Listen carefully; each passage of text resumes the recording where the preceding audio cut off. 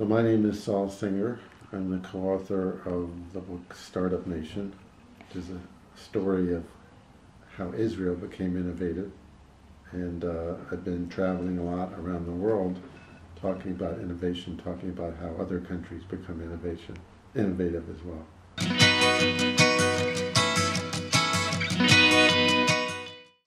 So you might look at it this way, that Silicon Valley has been at this for about 60 years. The ecosystem there is quite old and mature.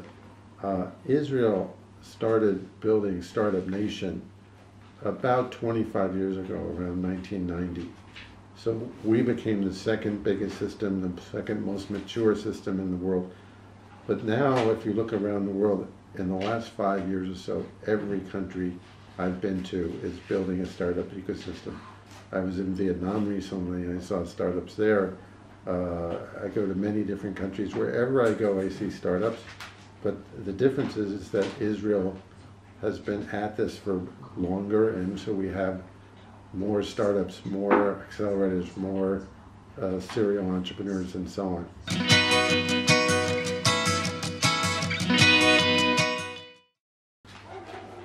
All this is moving very fast. I mean, if you think about what the situation was in Vietnam just 5 years ago, there's a huge difference.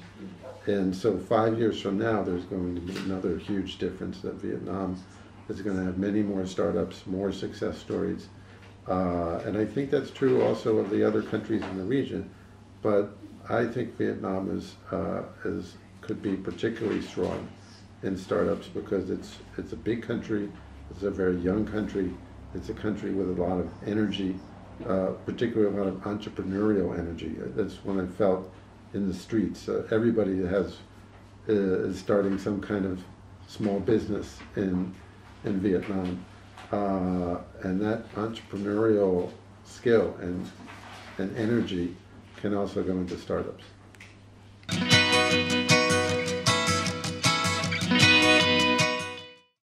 So I think that there's a great opportunity for every ecosystem to try to connect with and cooperate with other ecosystems. I think that the countries that do this more, that have more of a flow, more of a connection between themselves and startups in other countries, those countries are going to be the winners.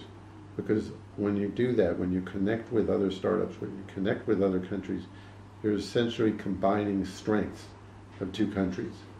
And that can really strengthen startups. And so in particular, just like a lot of countries are trying to do things with Silicon Valley, they should be trying to do things with Israel. It's a great idea to try to partner with Israeli companies and to tap into, Israelis are great problem solvers, but they're not aware of most of the world's problems. They haven't been to places like Vietnam. They're not familiar with the kind of problems that other countries have. And I think if we were kind of to open the eyes of Israeli entrepreneurs more and connect with their counterparts in Asia, a lot of strong companies could come out of it.